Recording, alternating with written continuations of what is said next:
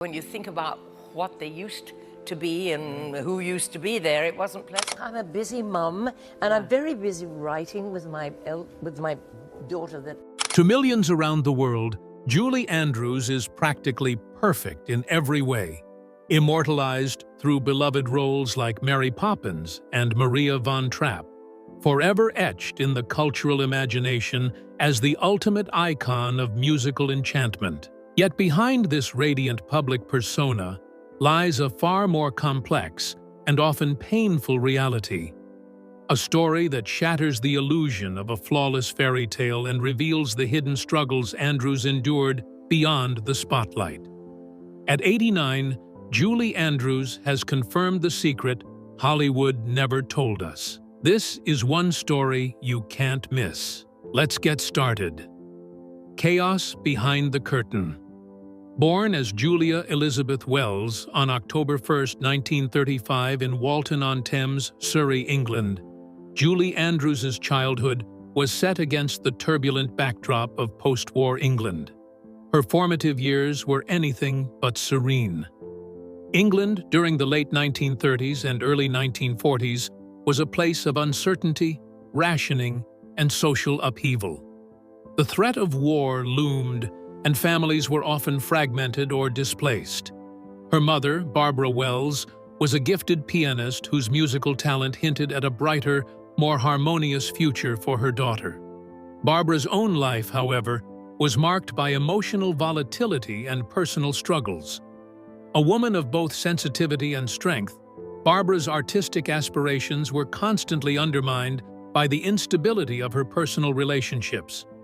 The family's fragile dynamic was further complicated by the absence of Julia's biological father, whose identity remains a private and painful chapter, overshadowed by mystery and silence. This absence left Barbara to navigate the pressures of single motherhood during an era when social support was limited. To make matters worse, the stigma around broken families was pervasive. Into this fractured family picture stepped Ted Andrews, Barbara's second husband, who would become a pivotal yet deeply troubling figure in young Julia's life. Ted was a vaudeville performer. On stage, he could dazzle audiences with his wit and showmanship, a man seemingly full of life and warmth. However, behind closed doors, Ted's true nature was starkly different. He was emotionally abusive, controlling, and at times, terrifying. His charm masked a darker side, one that imposed fear and emotional neglect upon the household.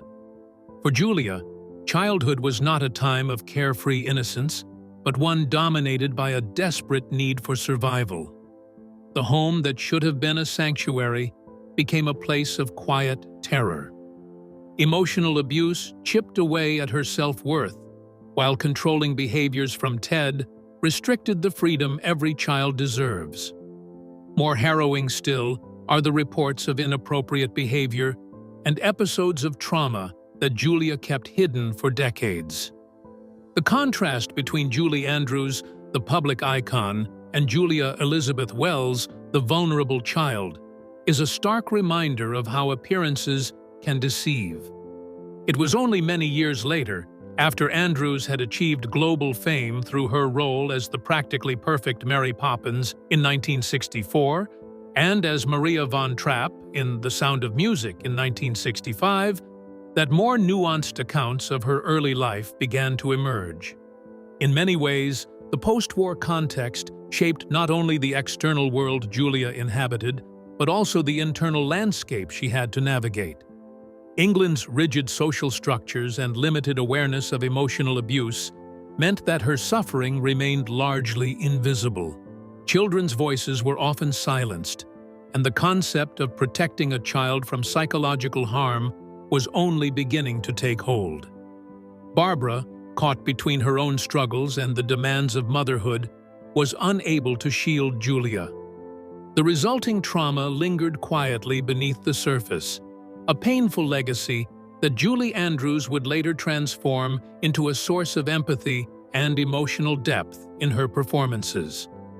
Thus, the journey from Julia Elizabeth Wells to Julie Andrews was not merely a matter of talent and opportunity, but also of overcoming deep personal adversity. The child who endured fear and emotional neglect behind the curtain of a seemingly normal family life grew into a woman whose grace and charm captivated the world.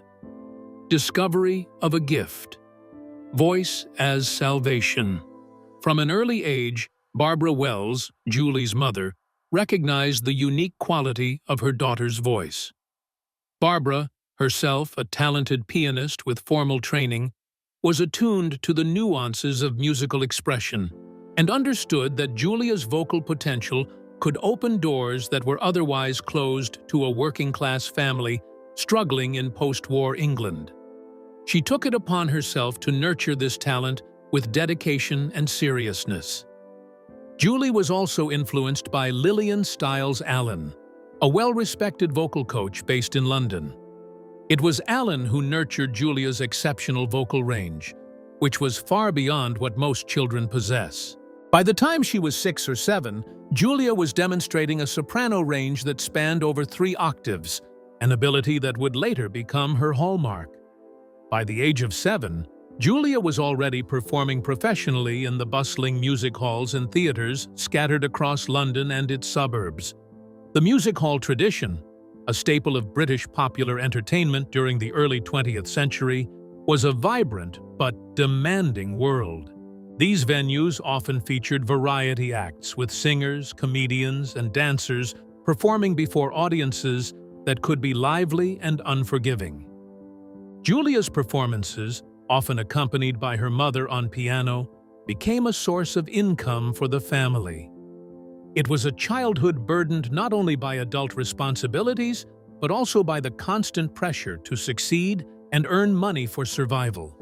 Performing in these environments was far from the sanitized image of a child prodigy receiving gentle applause.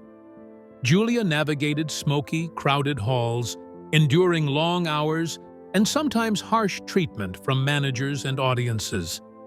The bright lights and applause masked the underlying necessity. Her voice was not just a gift, but a vital means to protect herself and her family from the chaos at home. In an interview years later, Julie Andrews reflected on these early experiences as formative, saying, "My voice became my refuge, a place where I could express joy and beauty in a world that often felt uncertain and frightening." While most children her age were free to play and explore, Julia's days were shaped by rehearsals, performances, and the weighty awareness that her talent was expected to contribute materially to the family's well-being. The pressures were immense, and yet she bore them with remarkable grace and resolve. By the early 1940s, Julia Elizabeth Wells had begun to build a reputation as a prodigious talent. She appeared on BBC radio programs and made her first professional recordings, attracting attention from influential figures in the entertainment industry. Her ability to blend classical technique with a natural warmth and emotional depth set her apart. As the war years progressed, Julia's performances took on added significance, providing a touch of hope and normalcy for audiences enduring the hardships of wartime Britain. Despite the mounting pressures, Julia never lost her genuine love for music. It was a passion that carried her through the darkest moments and ultimately propelled her toward the world stage. It was this profound connection to music that would later enable her to embody characters like Maria von Trapp and Mary Poppins. In the years that followed, Julia Elizabeth Wells would shed her given name and adopt the stage name Julie Andrews, a moniker that would become synonymous with grace, charm, and vocal excellence. But behind the starry persona was the story of a young girl who found salvation in song. Rise to stardom, from UK stages to Broadway. By her teenage years, Julie Andrews was already a celebrated figure in British musical theatre. The post-war British theatre scene was undergoing a renaissance, and Andrews's presence was becoming increasingly felt. She was praised not only for her remarkable soprano, but also for her innate ability to embody characters with sincere warmth and charm. The turning point in Andrews's career came in 1954 when she made her Broadway debut at the age of 19 in the musical The Boyfriend. The production, staged at the Royale Theatre in New York City, was a lighthearted, nostalgic romp that tapped into the public's appetite for charm and innocence. Andrews played the role of Dulcie, a young woman navigating the thrills and confusions of first love. Her performance was met with immediate enthusiasm, with reviewers lauding her vocal precision and charismatic stage presence. The New York Times called her a revelation, and audiences were enchanted by the fresh-faced newcomer. The Boyfriend was the launching pad that catapulted Andrews into the American theatrical mainstream. Her rapid ascent in New York's competitive theater world reflected both her prodigious talent and her relentless work ethic. Among the roles she earned, none was more iconic than Eliza Doolittle in the original 1956 Broadway production of My Fair Lady, a collaboration between composer Frederick Loewe and lyricist Alan J. Lerner. As Eliza, a Cockney flower girl transformed by Professor Henry Higgins into a poised lady of society, Andrews brought both technical mastery and a profound human vulnerability to the part. Songs like I Could Have Danced All Night and The Rain in Spain became instant classics, forever linked to Andrews's incomparable voice. The success of My Fair Lady solidified Andrews's status as a Broadway superstar, but it also set the stage for one of the most painful professional disappointments of her career. When the opportunity arose to transition My Fair Lady to film in 1964, the role of Eliza Doolittle was controversially given to Audrey Hepburn, a major Hollywood star with undeniable screen charisma, but whose singing voice was deemed insufficient for the musical's demands. Instead of casting Andrews, who had originated the role and won a Tony Award for her performance, the producers chose to dub Hepburn's singing parts with the voice of Marni Nixon. This shocked and dismayed many theatergoers. For Andrews, this professional rejection was a bitter blow. However, while the disappointment stung, it also opened new doors, encouraging her to explore different facets of performance and media. Indeed, this turning point would prove pivotal. Rather than retreating, Andrews embraced new opportunities, expanding her horizons beyond the theater. She moved into film, television, and concert performances, leveraging her fame and versatility to build an international career. Just a few years after the My Fair Lady film disappointment, Andrews landed the role that would make her a household name. Hollywood breakthrough, Mary Poppins, and global icon status. Julie Andrews's Hollywood breakthrough with Mary Poppins in 1964 was a defining moment that transformed her from a celebrated stage actress into an enduring global icon.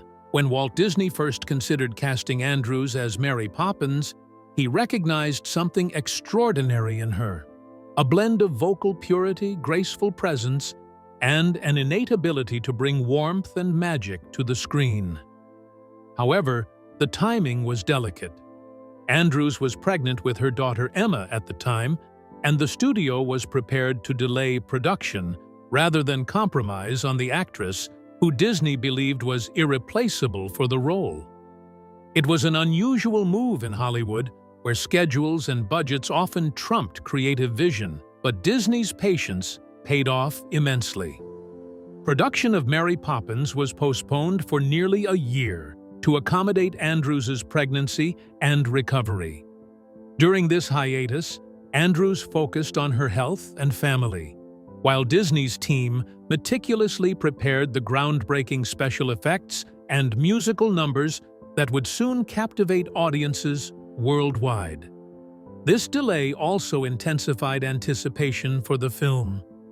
When Mary Poppins finally premiered in August 1964, it was nothing short of a cultural phenomenon. Directed by Robert Stevenson and based on P.L. Travers's beloved book series, the film seamlessly blended live action, animation, and musical storytelling in a way that had rarely been achieved before. Andrews's portrayal of Mary Poppins was met with universal acclaim. Critics praised her radiant charm, impeccable comedic timing, and crystal-clear soprano voice, which brought unforgettable songs like A Spoonful of Sugar and Supercalifragilisticexpialidocious to life. The character's blend of stern yet nurturing qualities resonated deeply with audiences, making Mary Poppins both a whimsical fantasy and a relatable figure of strength and kindness. The film's success was immediately reflected in the awards circuit. Julie Andrews won the Academy Award for Best Actress. That same year, she received a BAFTA Award for Best British Actress and a Golden Globe for Best Actress in a Musical or Comedy. The film itself was nominated for 13 Academy Awards and won 5, including Best Original Song and Best Visual Effects. Following Mary Poppins, Andrews's career reached even greater heights with her role as Maria von Trapp in 1965's The Sound of Music. Directed by Robert Wise and based on the real-life story of the Von Trapp family singers, the film showcased Andrews's versatility and emotional depth. Her portrayal of Maria was a perfect marriage of spirited independence, warmth, and resilience, a character who inspired hope and courage during the dark years of the Second World War. The film's sweeping melodies, including Do Re Mi, Edelweiss, and Climb Every Mountain, became instantly iconic. The Sound of Music was an unprecedented box office success, breaking records with worldwide grosses surpassing $286 million, an extraordinary figure for the era. It received 10 Academy Award nominations and won 5, including Best Picture. The film's widespread popularity and enduring appeal have made it a fixture in popular culture, often cited as one of the greatest musical films ever made. In interviews reflecting on this peak period, Andrews has often spoken with humility about her rapid ascent, emphasizing the teamwork behind the scenes and the support she received from directors, co-stars, and creative teams. She once remarked, "It was a magical time, a perfect storm of creativity and opportunity. Walt Disney's belief in me was a gift I could never take for granted." This humility, coupled with her professionalism and graciousness, endeared her even more to fans and colleagues. Moreover, Andrews's success in these roles opened doors for other musical films and female performers, helping to revive the genre in Hollywood. Her performances challenged stereotypes of femininity and strength in cinema, presenting women who were simultaneously nurturing, independent, and powerful. Additionally, the songs Andrews introduced have become part of the collective cultural memory, sung and cherished by audiences young and old. However, behind the curtains of stardom, there was a real person with real challenges, personal life and challenges amid fame. While audiences worldwide adored her as the quintessential embodiment of grace and charm, few truly grasped the emotional challenges she faced in balancing the demands of her skyrocketing career with the vulnerabilities of family life. At the heart of Andrews's early personal life was her marriage to Tony Walton, a relationship that blossomed from youthful romance into a committed family life. The two met in the vibrant theatrical circles of London in the late 1950s, with Walton, a talented set and costume designer, and Andrews, already a rising star on the British stage. Their connection was a melding of creative spirits, both passionate about the arts, but grounded in a shared desire for personal stability amid the whirlwind of show business. Andrews was only 19 when she married Walton in 1959. Together, Julie and Tony welcomed their daughter, Emma Walton Hamilton, in 1962. Emma would grow up to become a successful author and actress herself. Yet, even as the family expanded, the realities of juggling two demanding careers began to surface with relentless intensity. Julie Andrews was rapidly gaining international acclaim, especially after her Hollywood breakthrough in the mid-1960s, while Tony Walton's career flourished across continents, designing for major theater productions and films. This professional success, while commendable, exacted a toll on their personal connection. Geographic separation became an ever-present strain. Julie's frequent travels between the United States and Europe for film shoots and concert tours often left Tony and Emma in London or other locations. The era's lack of modern communication conveniences, unlike today's instantaneous video calls and messaging, meant that physical absence translated into profound isolation. Andrews has spoken candidly in interviews about the loneliness she felt during these years, balancing the weight of public expectations and the desire to be with her family. The pressures of fame and professional obligations ultimately chipped away at the foundations of their marriage.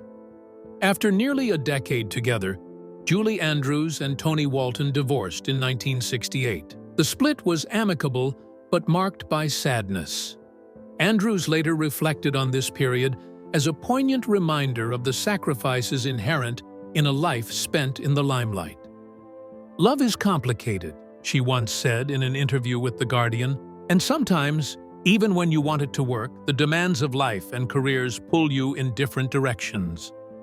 Despite the dissolution of their marriage, both remained committed to co-parenting Emma. In the wake of this personal upheaval, Andrews's life took a transformative turn when she met Blake Edwards, a filmmaker and screenwriter whose influence would become a profound and enduring force. Their paths crossed in the early 1960s during the production of Victor Victoria, but it was in the years following her divorce that their relationship deepened into a lifelong partnership. Blake Edwards, known for his sharp wit and creative genius behind films such as Breakfast at Tiffany's and the Pink Panther series, offered Andrews not only romantic love, but also understanding and collaboration. Their marriage in 1969 marked the beginning of a deeply intertwined personal and professional journey.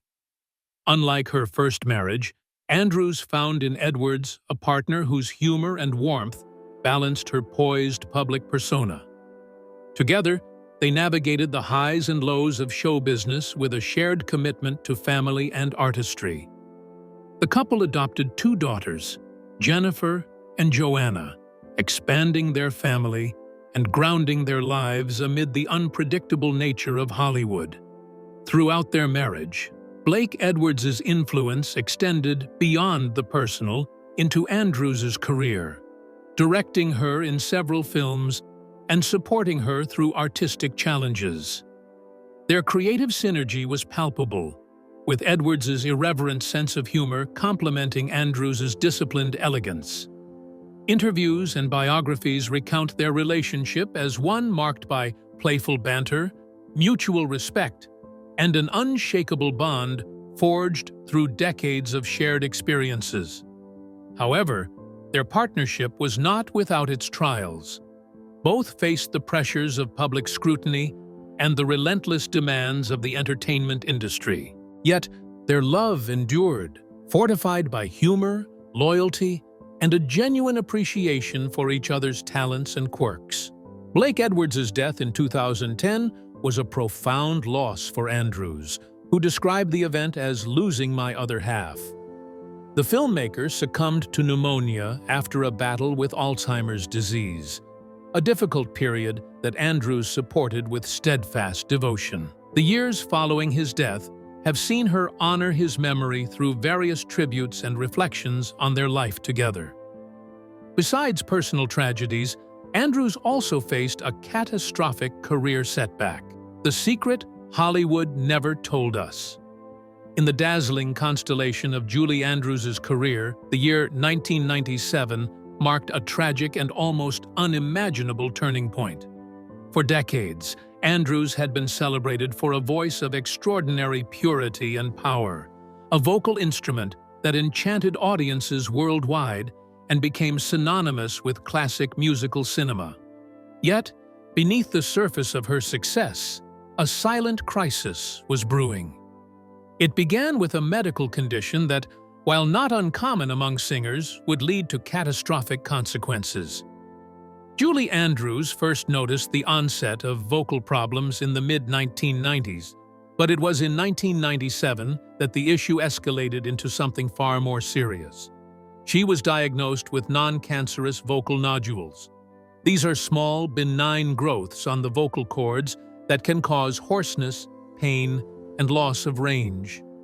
For a singer whose instrument was her livelihood, the diagnosis was alarming, but not necessarily career-ending. Many performers recover fully with proper treatment and rest. However, Andrews' situation took a devastating turn during surgery. The procedure, performed by an ear, nose, and throat specialist, went disastrously wrong. Rather than healing her voice, the surgery irreparably damaged her vocal cords. The delicate tissue that allowed Andrews to sing with her signature 4-octave range was scarred and weakened. The result was a voice that was permanently altered, no longer capable of the effortless purity, agility, and control that had captivated audiences since her breakthrough performances in Mary Poppins and The Sound of Music. The impact of this loss was seismic, reverberating through both Andrews' public persona and her private world. Fans who had admired her crystalline soprano were stunned to learn that the voice they revered was effectively silenced. The news spread quickly, with headlines capturing the shock and sympathy surrounding the once invincible star who had lost her most treasured gift. For Andrews herself, the experience was deeply painful. In interviews conducted years later, she described the loss as heartbreaking and like losing a part of myself. The emotional toll was immense. At the time, Andrews had been assured that the procedure was routine and carried minimal risk. In the weeks and months following the operation, Andrews realized that her voice had been irrevocably altered. The crystalline 4-octave soprano that had defined her artistry was reduced to a raspy, strained whisper. As the extent of the damage became clear, Andrews began to explore the possibility that her outcome had not been an unfortunate accident, but the result of medical negligence. In 1999, she took the bold step of filing a malpractice lawsuit against Dr. Stephen Zeitels and Mount Sinai Hospital, alleging that the surgery had been mishandled and that she had not been fully informed of the potential risks. According to court documents, Andrews claimed that the surgical procedure had not been executed with the level of care and expertise promised, and that her vocal cords had been permanently damaged due to errors made during the operation. Andrews also alleged that post-operative care had been inadequate, compounding the initial injury. In legal filings, her attorneys argued that Dr. Zeitels and Mount Sinai had failed to uphold the standard of care required for such a delicate and critical procedure, and as a result, Andrews had lost her magical voice. The case was resolved out of court in 2000. The settlement, while offering some form of closure, could never restore what had been lost. It could not give her back her voice, her ability to sing, or the career that had been so brutally cut short. It could not erase the pain of knowing that the very tool of her artistry had been destroyed at the hands of those she had trusted. Yet even in the depths of this despair, Andrews' resilience began to emerge. As she later told People magazine in 2004, "You can either wallow in the grief, or you can try to find another outlet for your creativity. It took me a long time, but I chose to find a way forward." Her determination not to be defined by her loss became a defining feature of her story, transforming her tragedy into a testament to the power of reinvention. Andrews' legal battle was not just about seeking restitution. It was about affirming her worth as an artist and as a person, refusing to allow the negligence of others to extinguish her creative light. After losing her iconic 4-octave range, Andrews might have succumbed to despair, but she chose to channel her energies into new forms of artistic expression. One of the most heartwarming and successful ventures was her collaboration with her daughter, Emma Walton Hamilton. Emma, herself a published author and actress, shared her mother's passion for storytelling, and together they began crafting children's books that spoke to young imaginations with warmth, humor, and charm. This creative partnership gave Andrews a fresh outlet, one that allowed her to nurture a new generation's love of stories and words. Their collaboration started in the early 2000s and quickly blossomed into a fruitful endeavor that breathed new life into Andrews's career. The Very Fairy Princess series, launched in 2009, became a standout success from this collaboration. It introduced readers to a whimsical and confident little girl named Geraldine, whose fairy antics and self-affirming messages resonated deeply with children and parents alike. The series, beginning with The Very Fairy Princess, quickly gained popularity for its playful tone, positive affirmations, and vibrant illustrations. It expanded into multiple sequels, merchandise, and even stage adaptations, cementing Andrews's place as a beloved author in children's literature. Parallel to her work in children's literature, Andrews took another courageous step by turning to memoir writing. In 2008, she released Home, a memoir of my early years, a candid and beautifully written account of her childhood and rise to stardom. The memoir did not shy away from the complexities and challenges she faced, including her turbulent family life in post-war England, her early struggles, and the pressures of fame. Andrews's voice on the page was as warm and compelling as her singing voice had been, offering readers an intimate glimpse into the woman behind the legendary performances. Critics praised Home for its honesty and literary quality, and fans cherished the opportunity to connect with Andrews on a more personal level. Building on this success, she followed up with Homework, a memoir of my Hollywood years in 2019, which explored her experiences during the pinnacle of her film career, including the making of Mary Poppins and The Sound of Music, as well as the heartbreak of her vocal loss. This second memoir was notable for its emotional depth and resilience, illustrating how Andrews coped with and ultimately overcame the devastating setback of losing her voice. The book also reflected her enduring gratitude for the support she received from family, friends, and fans.